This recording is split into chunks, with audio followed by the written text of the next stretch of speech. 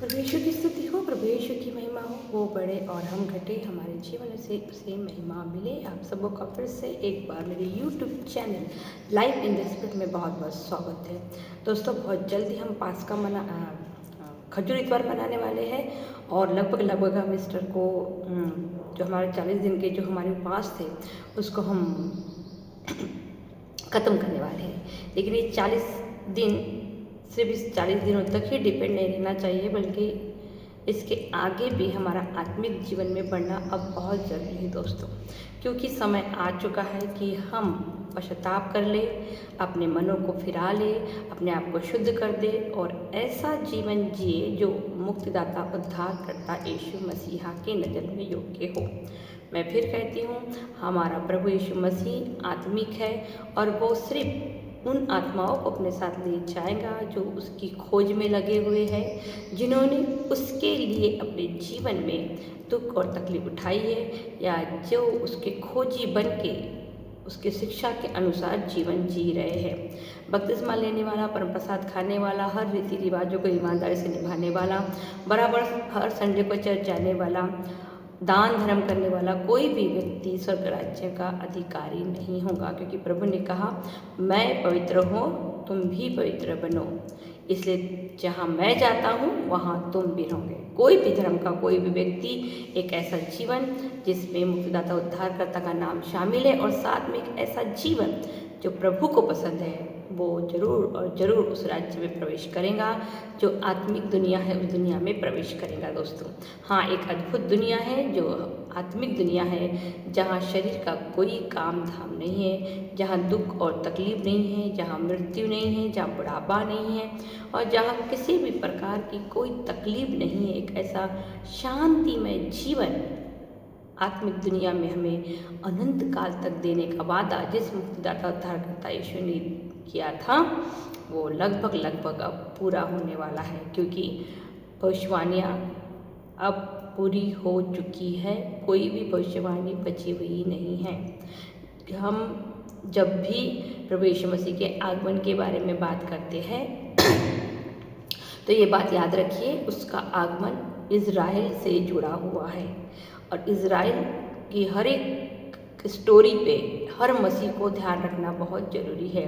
ये भविष्यवाणियों का समय है दोस्तों। ये समय है प्रभु की शिक्षा को एक बार फिर से मनन चिंतन करने का और उस पर अमल करने का। प्रभु कहते हैं संसार का अंत होने पर है और हम मसीहों ने धन का ढेर लगा के रखा हुआ है, हम बटोरने में ही लगे हुए हैं। आज हमारा जो जीवन है वो प्रभु यीशु मसीह के नज़र में उस अंजीर के पेड़ के जैसा है जो पत्ते होने का दिखावा तो कर रहा था और वो उसमें फल नहीं था।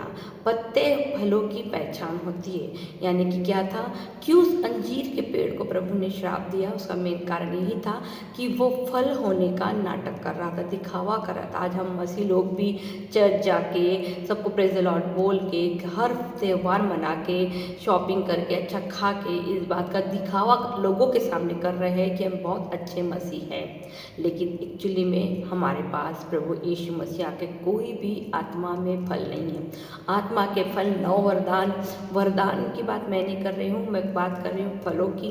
यदि आप में और मेल में प्रेम, आनंद, शांति, मेल मिलाप, सहनशीलता, ये सारे 9 गुण जो पवित्र आत्मा के फल है, ये फल जो यीशु मसीहा में थे वो हम में भी होना चाहिए। इसलिए प्रभु ने कहा, मैं नहीं कहती कि हम 100% पूरे हो जाएंगे, लेकिन हमें हर पल हर क्षण कोशिश करनी चाहिए, क्योंकि प्रभु ने कहा कोई 30 गुना, कोई 60 गुना और कोई 100 गुना। आप 100 गुना नहीं ला सकते, आप 60 गुना नहीं, कम से कम आप 30 गुना की तो कम से कम कोशिश कर सकते। और हम बिना कोशिश के संसार में जीवन जी रहे और ये क्या सोच के हम एक दिन मर जाएंगे कि भैया प्रभु ने तो हमारे गुनाह गलतियों को माफ़ कर दिया है, पाप कर दिया। अब हम कितना भी पाप क्यों ना करें, मरते के समय एक प्रार्थना बोलेंगे और स्वर्ग में पहुंच जाएंगे। तो दोस्तों, मैं बता दूं आपको, ऐसा नहीं होगा। ना आप जाने वाले, ना मैं, ना मेरे बच्चे, ना आपके बच्चे। क्योंकि जिस तरीके का जीवन आप और मैं जी रहे हैं वो पूरी तरीके से प्रभु यीशु मसीह की शिक्षा के विरुद्ध जीवन जी रहे हैं।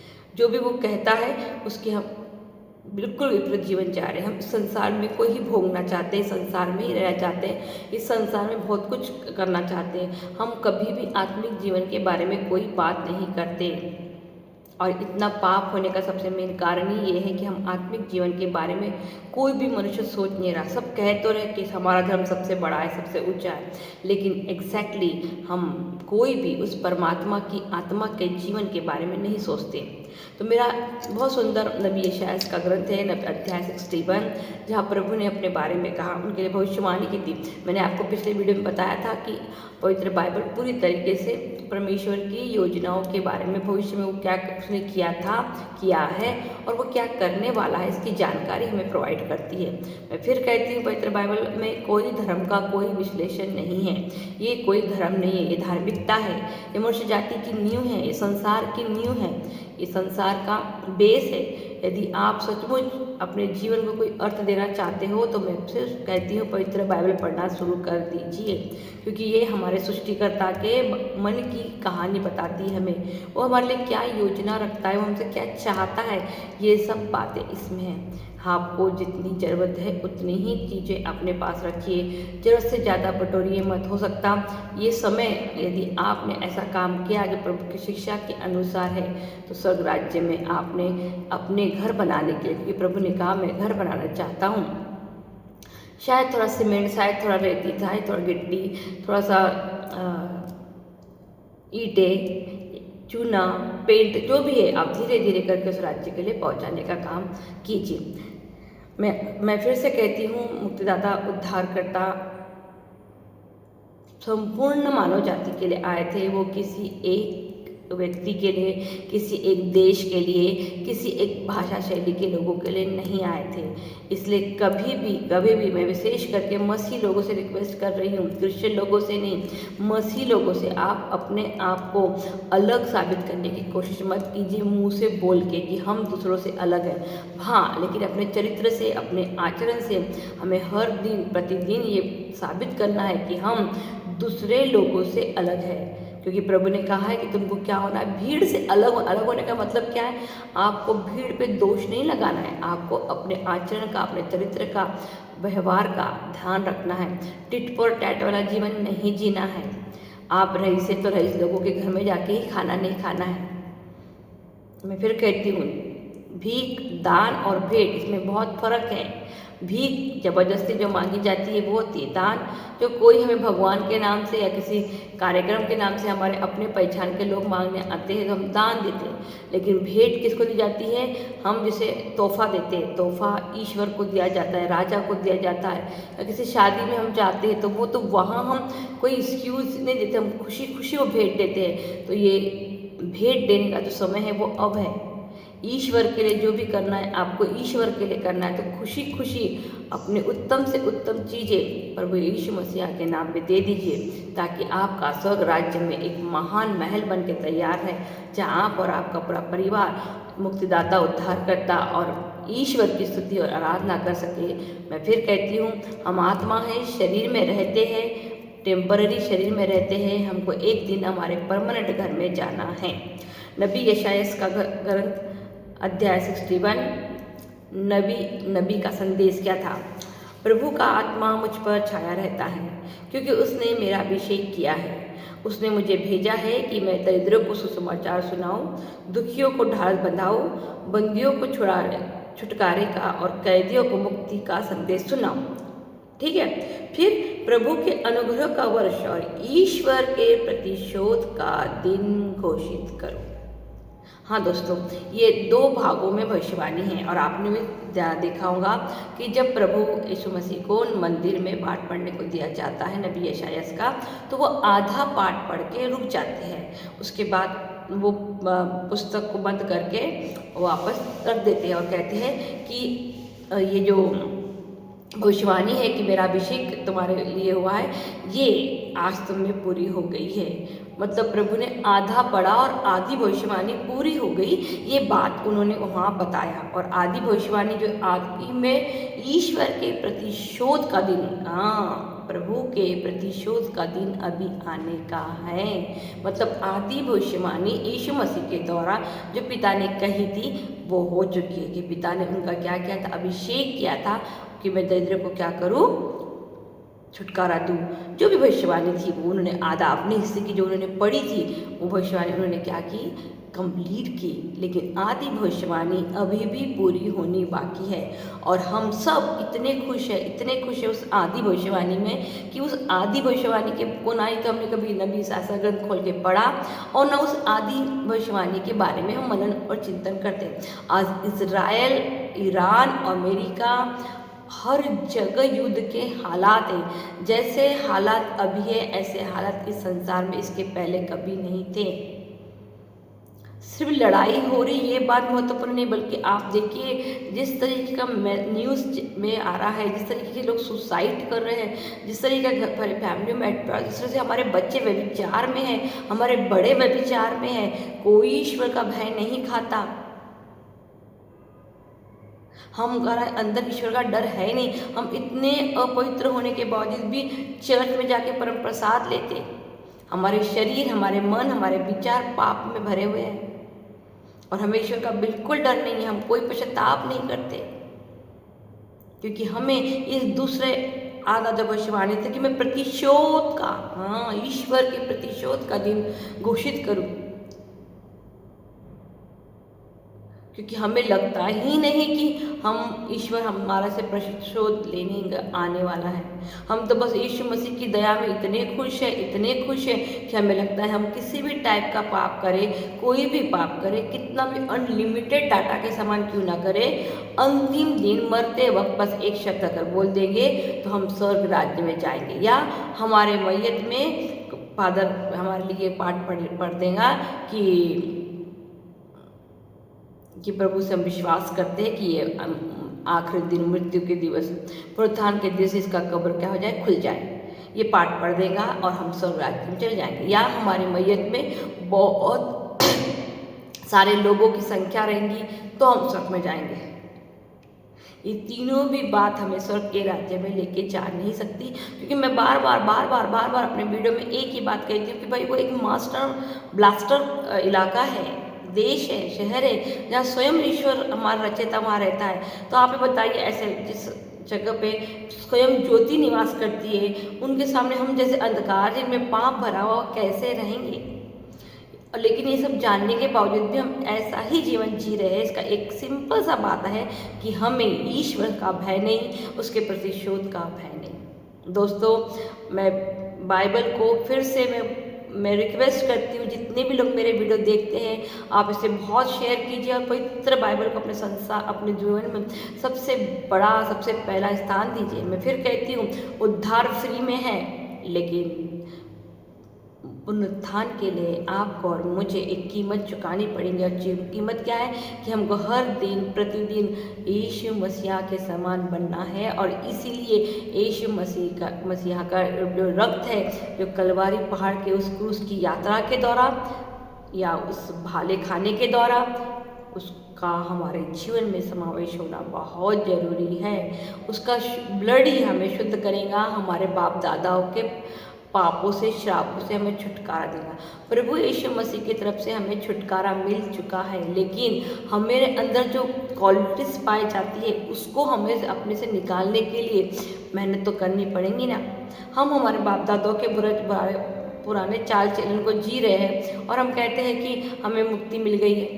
नहीं, हमें मुक्ति अभी तक नहीं मिली है, क्योंकि हम अब भी हमारे पूर्वजों के, हमारे बाप दादाओं का जो बुरा आचरण था, बुरा विचार था, बुरा लाइफ स्टाइल था, वो ही जी रहे हैं। दोस्तों,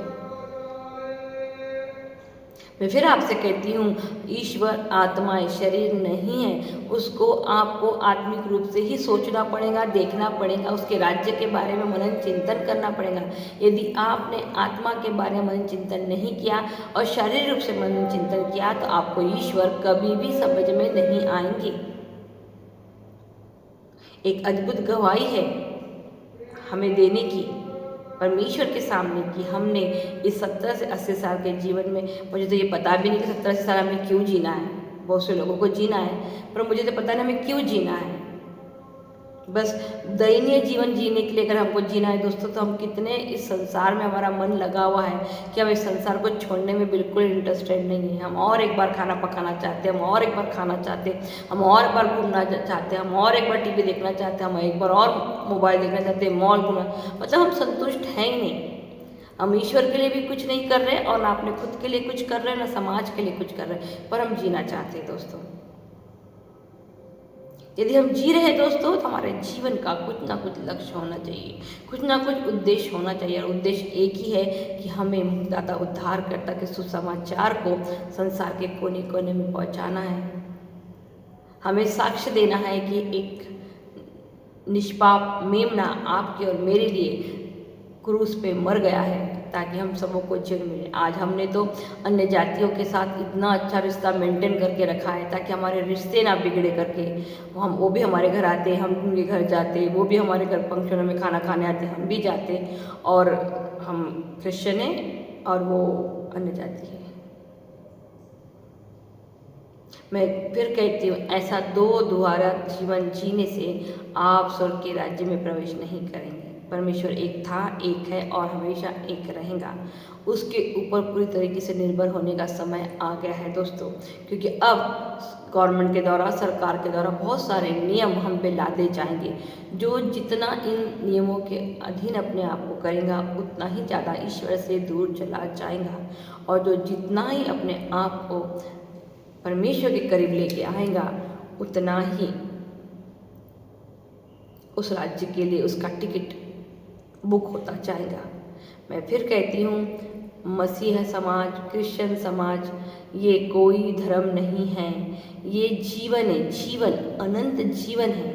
जिस भी मनुष्य को अनंत जीवन चाहिए उसे यीशु मसीह को स्वीकार करना ही पड़ेगा, चाहे जितने भी लोग हो जाए, बड़े से बड़े संत, महात्मा, महान दास लोग, जिनने एक से बढ़कर एक ज्ञान आपको प्रोवाइड किया हो, आपने बहुत अच्छी अच्छी बातें उनके द्वारा सुनी हो, लेकिन उनके मोटिवेशन के द्वारा, उनके महान बातों के द्वारा आप स्वर्ग राज्य में नहीं जा सकते, क्योंकि स्वर्ग राज्य की चाबियाँ ही उनके हाथ में नहीं है। स्वर्ग राज्य की सारी चाबियाँ यीशु मसीहा के हाथ में हैं। उसके अलावा कोई भी आपको स्वर्ग का द्वार खोल के दे ही नहीं सकता।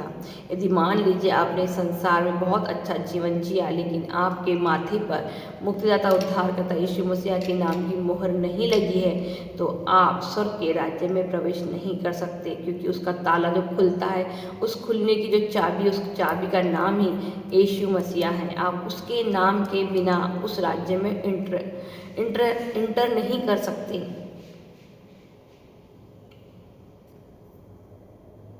दूसरी बात, इन भविष्यवाणियों पर ध्यान दीजिए। हर भविष्यवाणी को प्रभु यीशु मसीह ने पूरी की, लेकिन इस भविष्यवाणी को प्रभु ने आधा ही पढ़ा और आधा पढ़ के छोड़ दिया। क्यों? क्योंकि वो आधी भविष्यवाणी उस वक्त, उस दिन वहाँ ख़त्म हो चुकी थी और बात ख़त्म, और अब ये भविष्यवाणी ख़त्म होने का समय लगभग ख़त्म हो गया है।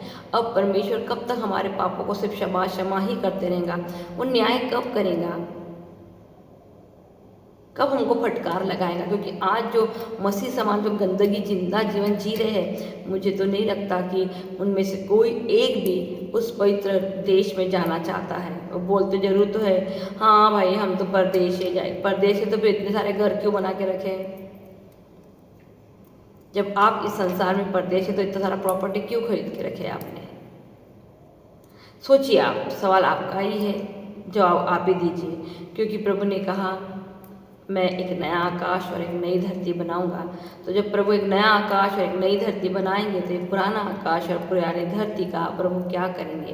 तो इसका जवाब आपको मिल जाएगा। आप गूगल में जाके देखिए, वहाँ धरती के एक लिमिटेड गहराई के बाद अग्नि की आग की एक झील पाई जाती है।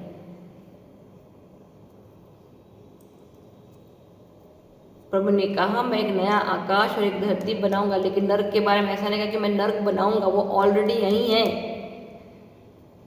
और अगर आपको विश्वास नहीं है तो मैं फिर कहती हूँ, गूगल में जाइए और धरती के अंदर से भी अंदर का तापमान चेक कीजिए। वहाँ पे एक झील पाई जाती है जो आग से बनी हुई है।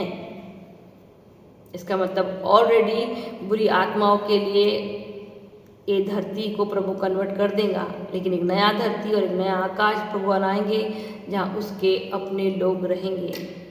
और ये कुछ बहुत खुशी की बात नहीं है कि प्रभु को इतनी सारी आत्माओं को नरक में डालना है, क्योंकि मैं उत्पत्ति ग्रंथ पढ़िए, प्रभु ने एक भी अक्षर वहाँ नहीं कहा कि मैं तुमको मारना चाहता हूँ, बीमार रखना चाहता हूँ, बूढ़ा करना चाहता हूँ, दुखी देना चाहता हूँ, बहुत मेहनत करवाना चाहता हूँ।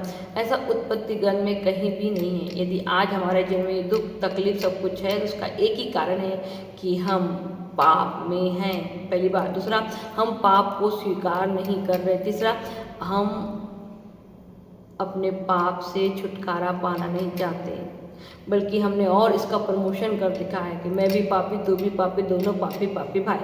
यदि मैं गर्लफ्रेंड बॉयफ्रेंड वाला काम कर रहा हूँ तो तू भी गर्लफ्रेंड बॉयफ्रेंड वाला काम कर। यदि मैं शादी के बाद अफेयर कर रहा हूँ तो तू भी शादी के बाद अफेयर कर। सब एक में को छुपाने के लिए सब करे, क्योंकि डरते हैं कि किसी को बोले तो ये भी पापी, मैं भी पापी। पाप का प्रमोशन हो रहा है। हमें बिल्कुल बिल्कुल भी ईश्वर का भय नहीं है दोस्तों। लेकिन याद रखिए, नबी यशायाह का ग्रंथ अध्याय 61, आदि भविष्यवाणी यीशु मसीह में पूरी हो चुकी है। आदि भविष्यवाणी पूरी होने की, और वो भविष्यवाणी क्या है? मैं ईश्वर के प्रतिशोध का दिन घोषित करूं। हाँ, क्या लिखा है? और ईश्वर के प्रतिशोध का दिन घोषित करूं। आपको बहुत ध्यान से, हमको बहुत ध्यान से इस बात पर ध्यान देना चाहिए दोस्तों, कि प्रभु क्या कह रहे हैं हमें, कि वो प्रतिशोध लेने आ रहे हैं। अब प्रभु आपको और मेरे को क्षमा करके, मेरा बेटा क्या हो गया, तूने पाप किया तो मैंने तुझे क्षमा कर दिया, चल मेरा सोना पापा, मैं तो साथ में लेके जाता, इस तरीके की मीठी मीठी बातें नहीं करने वाले। यदि आपने बाइबल पढ़ी है तो आप देखिए, एक बहुत सुंदर एग्जाम्पल है, यहूदा निवासी और बेतेल निवासी, दो नबियों की कहानी है, जिसमें एक यहूदा निवासी नबी आता है और वेदी पे आग लगा देता है, क्योंकि उसको क्या करता है, वहाँ पे अन्य जातियों के रहते। लेकिन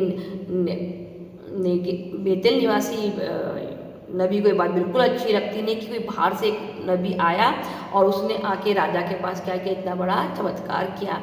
तो वो उसको झूठ बोल के अपने साथ ले जाता है। और आप देखिए, जब वो ईश्वर की बात नहीं मानता तो प्रभु यहूदा निवासी उस नबी को वहीं मार डालता।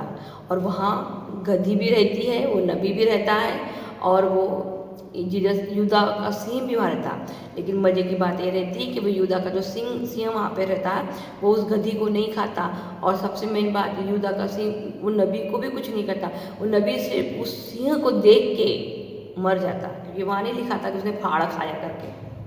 यानी ईश्वर का प्रतिशोध इतना भयानक है। यदि आप और मैं, यदि उसने अपने चुने हुए लोगों को नहीं छोड़ा, मूसा, इब्राहिम, या जितने भी आप देखोगे, दाऊद, जब उन्होंने गलती किया तो उनको दंड दिया है।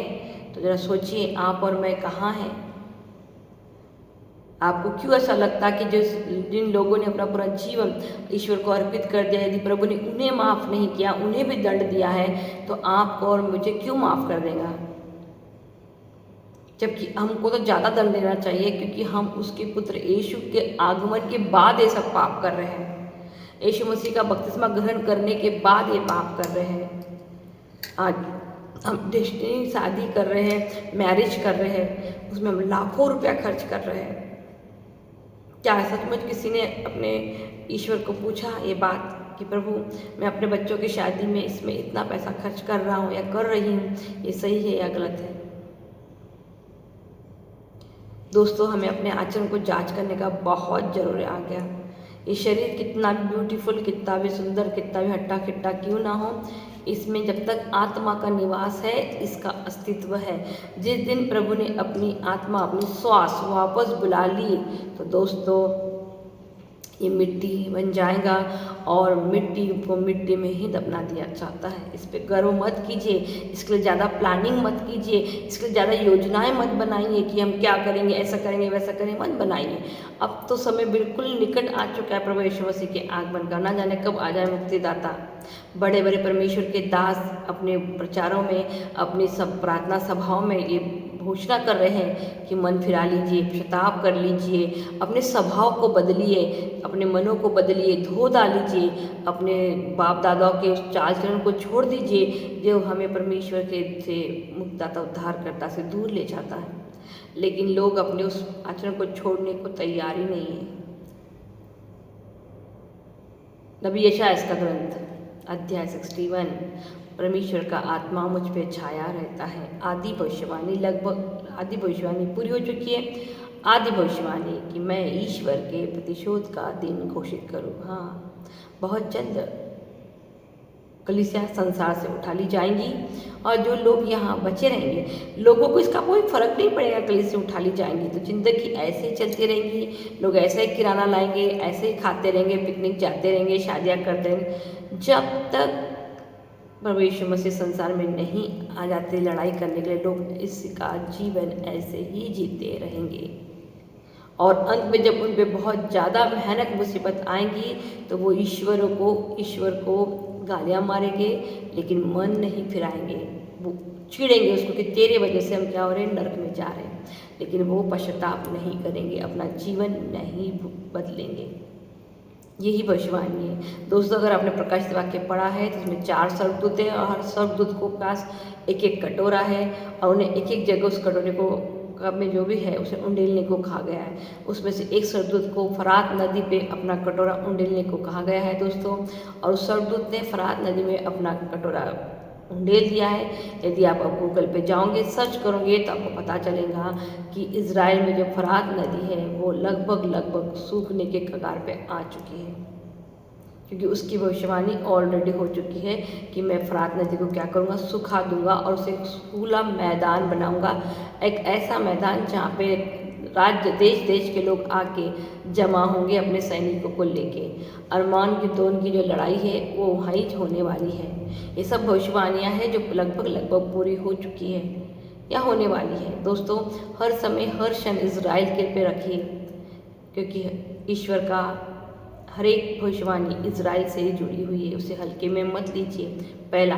दूसरा, हर दिन रात को सोने से पहले अपने हर गुनाह गलती के लिए क्षमा कीजिए और क्षमा मांगिए और पश्चाताप कीजिए और अपने स्वभाव को, अपने आचरण को हर दिन अपडेट कीजिए। हम सामाजिक प्राणी हैं। हम मोबाइल के लिए या टीवी देखने के लिए नहीं बने हैं। हम समाज के लिए बने हैं। मनुष्य के लिए बना है।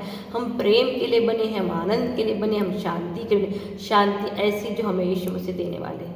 दोस्तों, मेरा आपसे बहुत रिक्वेस्ट है कि इन वीडियो को बहुत में शेयर कीजिए और ये समय आ गया है कि हम अपने मनों की जांच करें और देख लें कि क्या हम प्रभु यीशु मसीह के आगमन के दिन के लिए तैयार हैं।